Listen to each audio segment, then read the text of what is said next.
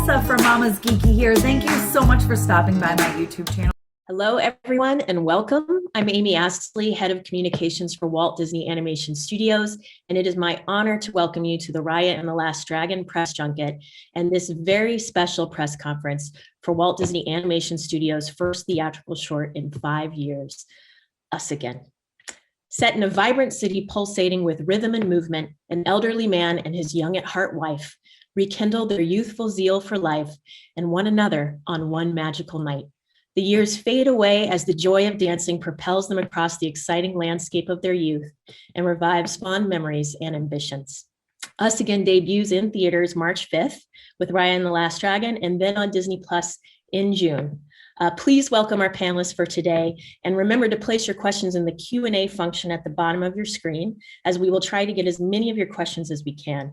Our first two panelists are incredible choreographers and dancers who have been featured on series including World of Dance, Dancing with the Stars, So You Think You Can Dance, many others. They've collaborated with artists such as Justin Bieber and Billie Eilish, and please welcome this couple who's both a couple on the dance floor and a couple in life, Keone and Mari. And you can turn, there they are. Hi, Keone and Mari. How are you today? Good, how are you? Great, so thank you so much for being here with us today. Us Again producer, Brad Simonsen, has served as associate producer on Ralph Breaks the Internet and Oscar-winning films Zootopia and Big Hero 6. Please welcome Brad. Hi, everybody. Good to see you, Brad. Director Zach Parrish has been an animator with Disney Animation for 11 years. He was head of animation on the Oscar-winning Big Hero 6, and he was director of the short circuit film Puddles. He has a thing about water, I've noticed. It's brilliant. Please welcome director Zach Parrish. Hi, everybody. So Zach, let's start off with you and tell us about the origin of this short. Sure. When I was coming up with ideas, we pitched 4 ideas actually in the development process, but this idea in particular came from a time in my life when I was kind of struggling with the changes that go along with aging. I was kind of, bemoaning my aging body. I'm not a super old person, but I was starting to recognize those changes in myself. And it kind of led me to these conversations that I would have with my mom, where she would always talk about all the great things that she was going to do when she grew up. And it really made me stop and realize that I kind of had my priorities wrong. I was looking in the wrong direction. And if I'm always looking in the past, then I'm going to miss the beauty in the now. And I'm old by my own definition, and she's young by hers. And so that idea of youth being a state of mind really got my gears turning, and I really thought it'd be fun to do a Fountain of Youth story. Amazing. And the music for this short is so incredible. Brad, can you tell us about the score for this?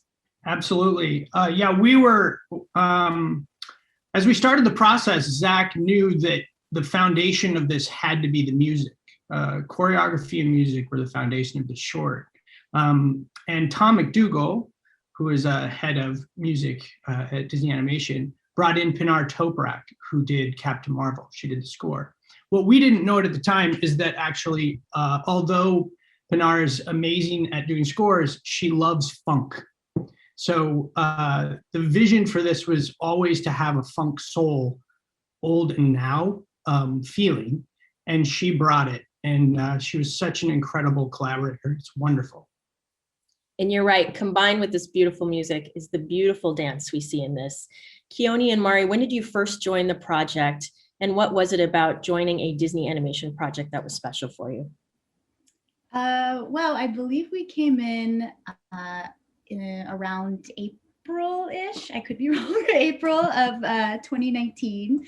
I remember because I think I was about 6 months pregnant on our first meeting when we came in. And I mean, it's just been like a dream. Oh, there's the baby there. Yes, we have one extra panelist today. That you yes. Yeah, it's really like a dream, and still surreal that we got to work with Disney Animation. We are huge Disney fans. We've been since we were kids. I mean, yeah, I keep saying it, but like I still am pitching myself. I can't wait to be able to like see the short and see people enjoy it. And yeah, So we have a lot of questions from our audience, and thank you guys for sending these in. Don't forget to put them in the Q&A if you can.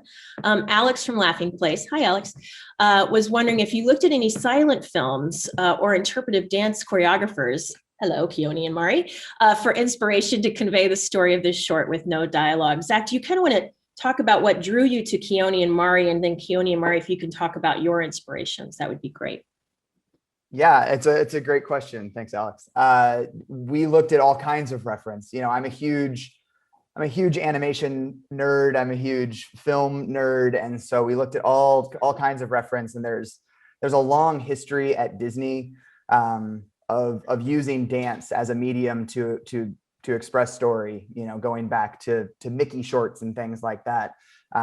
We even got to attend an event at the Academy Theater that was about eccentric dance and animation and their intersection. And so we looked at a lot of that stuff. I also looked at a lot of Fantasia reference because it's amazing the storytelling that they did in those short films without dialogue, driven mostly by music and movement.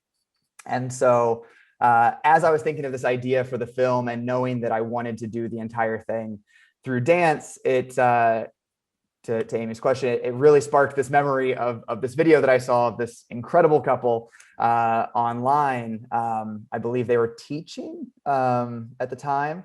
And it was to Bob Marley's Is This Love? This Is Love. And they were dancing as an old couple. And it was perfect because as an animator, I'm very familiar with pose to pose animation, and their style of dance had this like perfect animation-ness to it. But also they have this incredible ability to tell stories with the way that they dance. And all dance is storytelling, but theirs was so deep and so emotional, and the connection between them was so visceral that it felt perfect for this film. And so from the very beginning, even when I was pitching the idea of the short, I was actually using examples of Keone and Mari as like, this is what I would love for it to look like if somebody can do this, never thinking that it would actually be Keone and Mari who would get to bring it to life.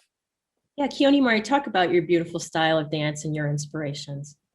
Yeah, well, for us, obviously we've been dancing for so long and choreographing, but one thing we're so passionate about is story.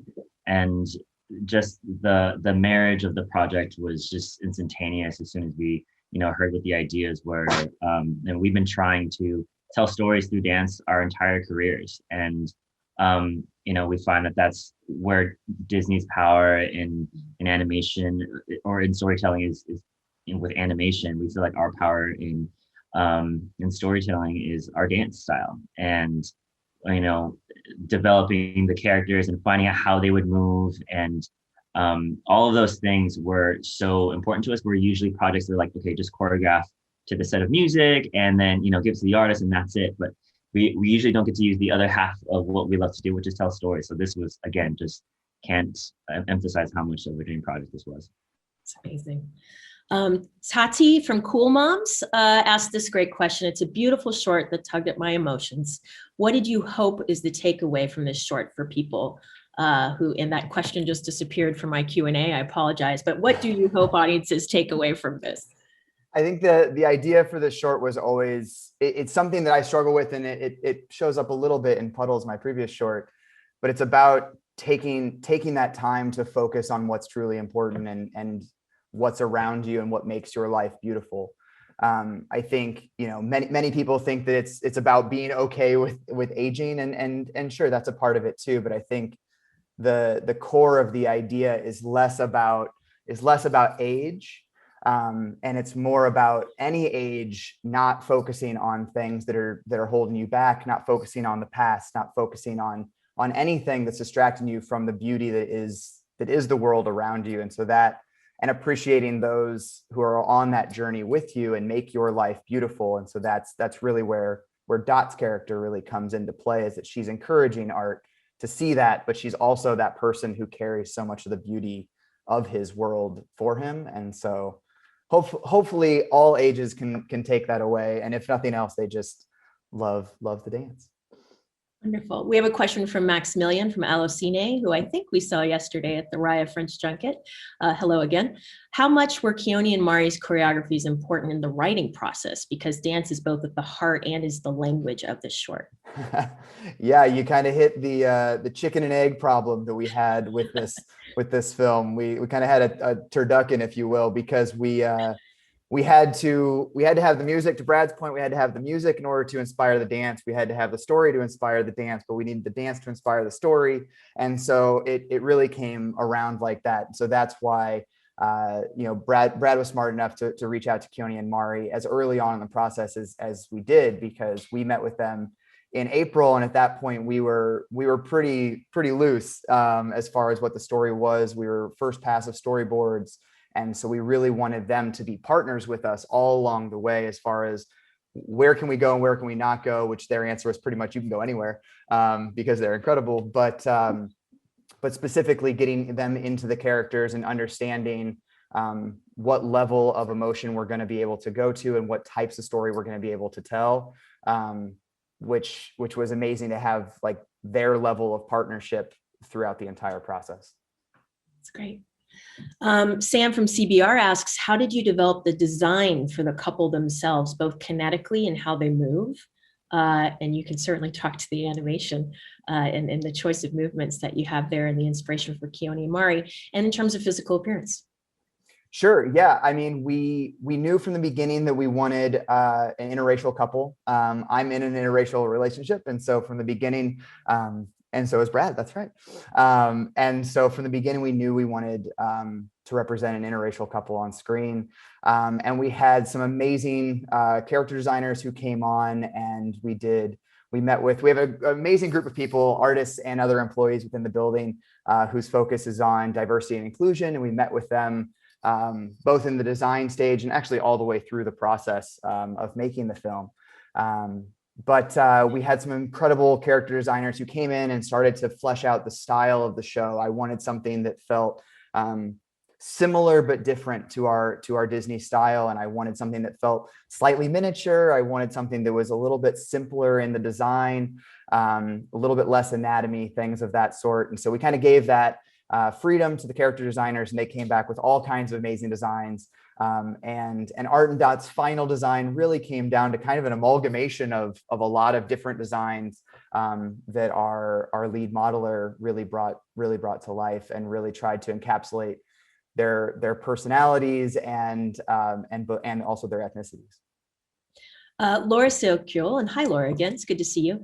Keone and Mari, how connected did you feel to the characters, especially since you're both also a beautiful dancing couple?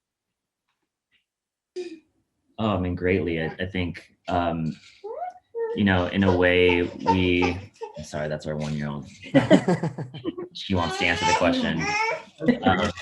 But no, I think just being a married couple, we can relate ourselves to what they're going through, not in the sense that we're old. Sorry. We can come back to you if you want. Absolutely.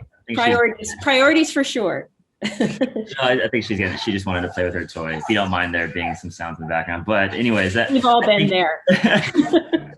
I think, even the dichotomy of of Art not wanting to participate in the things that are happening around him. I think that sometimes as people who are in the dance world, we can kind of, scoff at the things of I don't want to participate in, those young dance events or these things or whatever, because I've been in this for so long, or you reach a certain age. And I think there's a relatability to that, and coming back to what you love and not relying upon the age or where you're at in your life to be in love with what's around you and being present. And that's the message that Zach was talking about. But I think to that level, and then also, of course, the couple level. Yeah. And then honestly, I have to say that when we came in and we saw it was an interracial couple, we were so happy and excited to see that. We're both children of interracial couples. So that was really meaningful too. And also just obviously marriage and trying to be in the shoes and imagine having a marriage that long and a life that long with somebody and all the things like the comfort you have with somebody, and also the like impatience you'll have with somebody, and and that it's such a special moment that they find together of like reconnection. And that's so, I think that I would imagine happens over a marriage over and over and over at different points. And so really trying to connect to them, was really awesome. Yeah. There's a very special moment that as I hear Mari talk about, which is a video, Brad, that you showed me of the first time Keone and Mari were seeing. It wasn't the final version, but it's pretty close to the final. Maybe you guys, whomever, can kind of talk about these moments of where you're really getting to see that what you hoped it would be is coming to fruition. Brad, you want to talk about that video, or maybe it's sure. Sorry, yeah. Talk about. Yeah, we, from the very beginnings, when Zach showed me the video of them dancing, I really said, well, why don't we just bring them in? Like, let's make a phone call and see if they'll come in and talk to us. And then they did, and we were super excited. And we brought them into the story room. We work in story rooms that have all the art up on it. So we had all kinds of inspirational art that Zach had been collecting for months. And we work in a way where we board and we look at kind of the design, the inspiration, and we try to create a feeling in the room, right? That room is kind of a holy place that we go to and work and build up the inspiration. And we brought them in, and they walked in and looked at the room, and then they sat down, and the designs weren't finalized at that time. And then Zach pitched them through a deck that he had. And I could kind of tell we hadn't made a deal yet. I could kind of tell they were in. Like, it was like there was a connection from the beginning that I could really see happening. And then it was a moment that we really, we kind of decided, hey, let's try to take them on this process. Like, and from the beginning, we wanted to involve them as much as we could. So they came in several times and we looked at the characters together. We showed them different versions of the movie, because as we work, we actually have different versions of the movie before it's finalized. And they were absolute partners, and I was texting, Keone and Mari as things were going on and asking their opinion on things. And could this work? Could that work? And then we got into the design, the sound design, and score.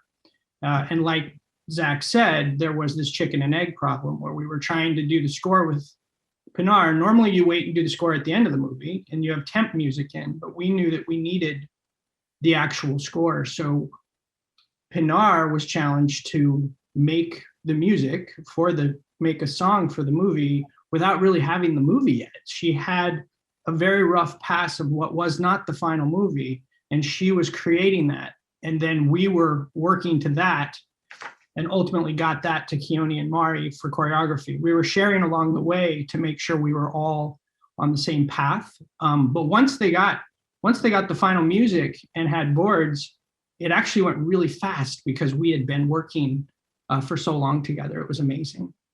And I think that really does kind of speak to kind of these like little peaks throughout the process of like, oh, I think this might work. Because again, in that chicken and egg thing, we would meet with Keone and Mari and we would talk about the dance, and the story would get a little bit better, and then the music would start to come together. And so with each one of those phases, I think it's like, I think this is going to work, because the whole thing felt a little bit experimental because you never had the final thing all together. And then when we got to a place where animation was mostly complete, and the music was temp as far as the instruments, but final as far as the actual arrangement, we got to share with Keone and Mari, and actually they got to see what their dance looks like on our characters through animation. Didn't have lighting and all of the fanciness on it yet, but just to kind of see how our characters could, our hope, encapsulate their dance and their personalities and everything as much as possible. Yeah, I, again, had the privilege of seeing that video and the motion on your faces, Keone and Mari, as you are watching the animation. Just one of those special moments, and this very iterative back and forth process to see how it was touching you? Oh, we were crying at opening credits. So, it didn't take much. As soon as we saw the Mickey animation, we're like, oh my God, we made one of these. What the heck?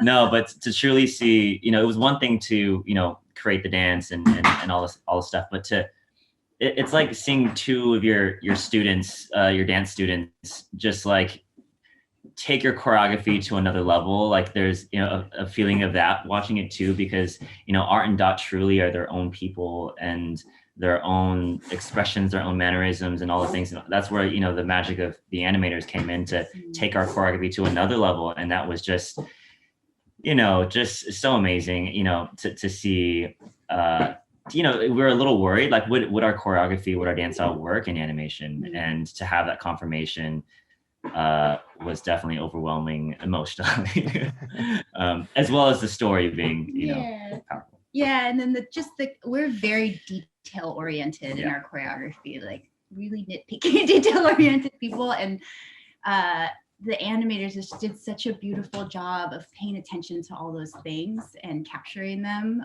and it was just beautiful to see, and an honor, and very overwhelming. I would just jump in to say that when, because Keone and Mari did actually say that to me at one point. I can't remember the context of the conversation, but they're like, yeah, we're really detailed about how we work. And I said, yeah, Zach's that way too. So I think you guys are going to get along pretty well. We have a great question from Amanda Taylor. I love the concept of taking this into a rainstorm to appreciate living once again. What inspired that concept of the rain in the short? Sure. I knew I wanted to do a Fountain of Youth story, and as I was thinking about that, I was trying to think of what would be an interesting way of doing that. And like you said, Amy, I guess I have a thing for rain and puddles and such.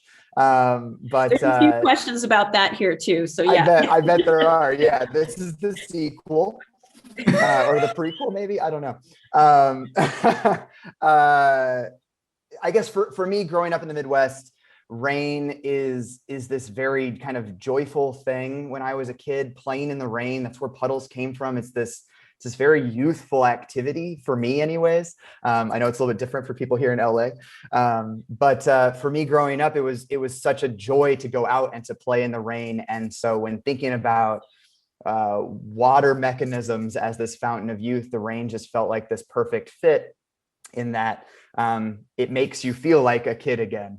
And so using that to inspire the actual transition of the characters felt perfect. And then it also felt really good to me to have that be this night of passion and rediscovery for this couple who are just out there being kids together and getting to be themselves again. And that's why the short is called Us Again. It's kind of from multiple perspectives. It's from Art's perspective and from Dot's perspective, in that there's a physical us again, but there's also an emotional us again, in that their relationship is back by the end, that they are back to being who they are emotionally by the end. They are us again at the end. It's not about becoming young, but there's that moment where you go, oh, I guess this is about becoming young again. It's like, no, it's actually about emotionally being true to who you are and recognizing that world around you. So there's a great question here from Tanya that I don't know the answer to. Are there any Easter eggs in Us Again? Oh man, there's a lot actually, but a lot of it is, we yes, we have physical elements from other films, as far as the set dressing and things like that. We also have Fantasia is actually playing Rhapsody in Blue, which is one of the big inspirations for Us Again, is actually playing on the movie screen in the background during one of the montage shots. It goes by very, very quickly, but I wanted to kind of have a tip of the hat to that film in there. I'm trying to think if there's anything else. Brad, you're gonna have to help me. I know there's set dressing in the apartment from our other films. I'm pretty sure there's a Tangled like Stein that we got as a crew gift that's sitting on a shelf somewhere. And then a lot of the decoration within the apartment is very specific, not necessarily Disney Easter eggs, but very specific in design. I think you got most of them. Yep. Isn't the pier at the end too? Yeah, we reference the Santa Monica Pier a lot for that, as well as looking at places like Seattle that has kind of a big pier with a big Ferris wheel and things like that. And so we wanted it to be evocative of, but not necessarily a replication of any of those places. Yeah, I was curious about this because I thought I caught some Easter eggs. I was like, wait, I think that pier looks like this or that. So I'm here also interviewing you, Zach. I think the pier was original. I think we actually had to build Okay. that. And we did it like 3 times because we were like, this look like, how would this be like that? And so yeah, I remember Right. that. It's a beautiful short too. Do you want to talk at all about sort of the lighting choices and the animation choices, just visually, some of the things you brought to this film? Yeah, absolutely. I mean, from the beginning, thinking about it as this dance number, we knew we wanted it to feel theatrical. And so I knew, thematically, I wanted everything to have a then and now feel to it. Like Brad said about the music, we wanted that soul funk feel to be something that is reminiscent of the 60s, a time that Art and Dot would have grown up, but also to try to modernize it. We wanted that in the lighting as well. From the beginning, I wanted as much neon lighting as possible, because I wanted something that felt retro, but also felt kind of modern. There's lots of incredible shows like, Insecure or tons of other shows that are doing this really beautiful lighting using color, lots of like very large colored lights that feel reminiscent of music videos and things like that as well. And so we wanted to kind of find this very happy place, which I think we found cinematically, where it feels kind of like a music video, but kind of old and kind of new, and try to find that sweet spot. I'm going to try and squeeze in 2 more questions here. Yeah. So a quick one from Tessa. How does it feel to be a part of a Disney short, the first Disney short in 5 years? How does it feel to direct that? It's insane. I cried the day that I got the opportunity. I cried many times throughout this, just kind of being blown away by the privilege of it and the team that you get to work with across the board, not just the amazing people on the screen, but there's 100 or so people that worked on this film, and they're all incredibly talented. And to get to see all of those people work and to get to kind of direct where they go it's amazing, and to be attached to a movie like Raya and the Last Dragon, it's crazy. I don't know a better word to say, because it's been overwhelming for 2 years, which is weird that it doesn't get old, but it's still every day. It's like, I can't believe this is happening. I can't believe that I'm on screen with Keone and Mari. It's like the whole way. It's like, what is happening? And to be the first one in 5 years is it's amazing, because there's a huge legacy of incredible short films from the studio, and so it's a real privilege and an honor to get to put our little film up there on the shelf with all the rest of them. Yeah. Gratitude is the one word I would answer that with. Just incredible gratitude and thanks for being given the privilege and opportunity to do it. Yeah. And So That's faster. one last question. One last question for all of you. We can start with Keone and Mari. What do you hope people take away from the short when they see it? oh man, I know this may be simple or oversimplifying it, but it can be sometimes a good thing. Just love and being present with each other. I think there's so much power. The other day we were walking our dogs, and there was this old couple in front of us who was matching, and just, I don't know, that's that hashtag couple goals feeling, that when you're watching them walk across the street, and Mara and I feeling that joy and that love and that warmth. And I hope that people can take that away, because I know it's still a tough time for people. And I hope that, all we hope to do as artists is to bring some sort of joy and warmth to people, and somehow inspire their day. And we hope that people can take that away. And for us as personally for dance to represent dance in a way that people haven't seen yet. So yeah.